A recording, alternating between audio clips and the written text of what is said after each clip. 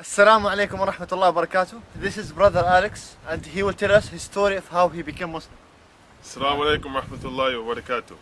So basically I'd like to tell you my story how I became Muslim. I'm from Halifax, Nova Scotia originally. I was born and raised. My father is white from Prince Edward Island, which is another province of Canada. Okay. And my mother is black from Lucasville, which is a community in Nova Scotia. Okay. So I guess to start with my story, basically I used to live in Dartmouth, which is across the harbour from Halifax, part of the HRM, Halifax Regional Municipality. Okay. And I grew up there, and there was a large family of Pakistani Muslims there, and I was friends with them, so I started to learn from them a bit.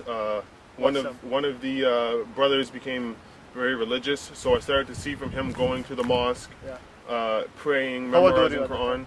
I was about 16, I think, at that 16. time, So when I first became interested. So I started to ask him a few questions. And what's your background? Religious background. Oh yes, I was. My mother was a Baptist Christian, so I was. I went to church with her, and even when I was young, when she stopped going to church, I was the only one in my family who used to go for a period of time. And then as I got a little bit older, into my later teenage years, I stopped going to church. I kind of fell out of the religious aspect. I still believed in God, still believed in a lot of Christian beliefs, but I didn't go to church. I didn't believe in the organized religion. Yeah. So basically, I started to ask my friends questions, learn about Islam from them. And when I was 17, in the summer between grade 11 and grade 12, I moved from Dartmouth, from Coal Harbour, Dartmouth, to a place in Halifax called Bedford, with my father and my stepmother. And there's many, mashallah, many Arabs there. Okay. So there's many Muslims, and it's a big culture shock going from one place to the other, because in Coal Harbour, there are a few Muslims, but they're not very visible. There's nobody wears hijab, none of these things. And in Bedford, there's many Arab, and you see a lot of Muslims, and you can identify them as Muslims. So when I got there, after a while, some of the Arabs started to realize or started to know that I was interested in Islam. So one day, a Iraqi brother told me, we have Friday prayers at our school, at our high school at lunchtime. So you should come join us. So the next Friday, I came, and alhamdulillah, it was a very good experience. The khatib there, or the person who gives the sermon at the Friday prayer, was a young guy, and he was very hospitable, very welcoming. So alhamdulillah, I prayed with them, even though I didn't know what I was doing. I just followed along and everything. And so I talked to him afterwards, after the prayer. And I went to several more, and there was another guy who used to come. So I used to talk to both of them after the prayer. So at one point, we finished praying, and I was talking to him after, and he asked me, "What do you think about Islam?" So I told him, "Yeah, I believe in Islam. I think that is the correct religion. That is the right way of life." So he told me that you should become Muslim, and I just kind of brushed it off. I was young. I had still a lot to learn. So he said, "Well, you should become Muslim. You never know when you're gonna die." And so I kind of just laughed that off. I kind of, I was 17 at the time. I was kind of like, I'm not gonna die anytime soon. I'm gonna be an old man, in my 80s with my grandchildren, gray hair, and that's when I'll die. So I kind of didn't pay any attention to that. So I went to about 4 or 5, I think, and then the summer came, school ended, so I didn't go to any more. And one day in the summer, this was August, early August, I was working at Dairy Queen, and we got a call at work as we were closing, and the supervisor came and told us there was a car crash, and Khalid died. Okay, and Khalid was somebody who worked with us. He was a Palestinian Muslim brother. He was somebody who worked with us there for a short time at Dairy Queen. Yes, and he went to school with me. I was friends with him, and we graduated together. So when I first heard this, I didn't believe it.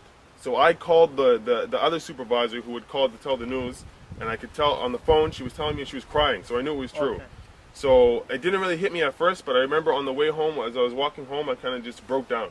Like I kind of just started crying in the middle of the street. Why is that? This was at night, and I had some time by myself when I was walking home to think about it. And this was the first time that I ever knew anybody my age who had died. He was my exact age. I was just barely 18 at that time. He was 18. We graduated together. So subhanAllah hit me very hard. So they waited a few days to have his funeral because his parents were in Saudi Arabia. So his parents got to Canada and they had the funeral. So the day of the funeral, I went to work in the morning and got off early to go to the funeral in the afternoon. So I remember somehow I'd learned about wudu, about the ritual ablution that we make before we pray. Yeah. So I asked my friend, I called my friend on the phone and I asked him, you know, I learned about this thing, how do you do it? So he told me how to do it. So I made wudu and I got dressed and everything and I left. My friends picked me up and we went to the mosque in Dartmouth. They prayed Salat al-Janazah, the funeral prayer over him. I didn't pray, and then we proceeded to Truro, which is about an hour away, 40 minutes away, to the Muslim burial ground to bury him. So when we finally got to the graveyard, it was very emotional. You know, his brothers were there, his family was there, everybody. You know, a lot of young people, everybody was crying. And when they finally buried him, they put all the soil over him, they put all the dirt over him. And I was crying a lot at this point because I just saw him get buried. So I was crying so much at this point. And I'm crying and all these things, and I turn around and I see the sheikh who was telling me, you never know when you're going to die. You should accept Islam now if you believe it's the truth, because you never know when you're going to die. Yeah. So as soon as I saw him, subhanAllah, that was a sign from Allah that, you might die soon. Yes, I could die at any time, and what he said was correct. Yeah. So as soon as I saw him, I decided, okay, I want to become Muslim now. I already believed in it, so there's no point in waiting. Yeah. So I told him I want to become a Muslim, but subhanAllah, he was very busy. He's the one who washed the body of my friend. He's the one who brought his family to the graveyard. Yeah. And he was very busy with his responsibilities. He had to take the family back. Yeah. So he kind of just left me.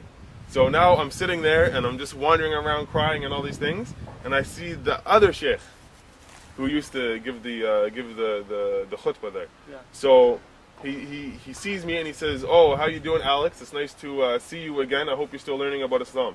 So I told him, "Yeah, actually, I want to become a Muslim." So subhanAllah, right then and there, we were standing in front of the masjid, in front of the mosque, which is right beside the graveyard. Okay. And I just took shahada. I said, "Ashhadu an la ilaha illallah wa ashhadu anna Muhammadan Rasulullah." There is no deity worthy of worship except Allah, and that Muhammad is his last and final messenger. So this is when I took shahada, alhamdulillah. And we prayed the Maghrib. This is right when Maghrib happened. So I remember I got very scared because as soon as I finished Shahada, they had the guy, he made adhan, he made the call for prayer in the mosque, and there was no microphone. So he said it very loud. Allahu Akbar, very loud. And I got scared. I said, "Oh, what is this? What's going on?" And they told me, "Oh, it's time to pray." Yeah. So I remember the guy who I took Shahada with, he said, "Okay, it's time to pray. So there's something called wudu. Do you know it?" And I said, "Yeah, I just made it this morning." Yeah. So he said, "Okay, go make wudu and then we'll pray."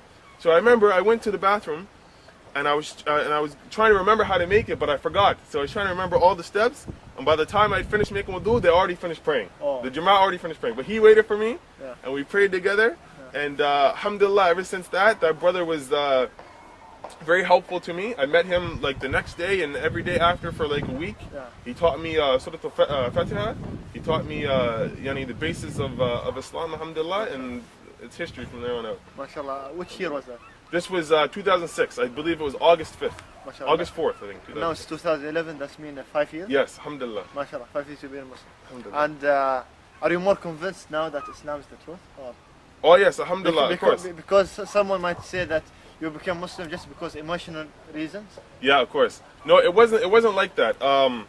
People might think that, but I was already convinced by what I learned about Islam before that it was the truth. I just needed a push in the right direction. Okay. So this realization that I could die at any point was a sign for me that if I'm convinced about it, I shouldn't wait until I'm 20 or 30 or 40 or 50 because I don't know if I'm going to live that long. Yeah. So I just accepted it at that time, and I put a lot of effort into studying the Deen and the basis of Al-Islam, and now I'm even much more convinced than I was before because I saw all of the proofs and the miracles of Islam in the Quran and these sort of things. So, alhamdulillah. Yeah, and how's your life after being a Muslim? Alhamdulillah, it's very good. Honestly, really? Yes, alhamdulillah, of course. It gave me.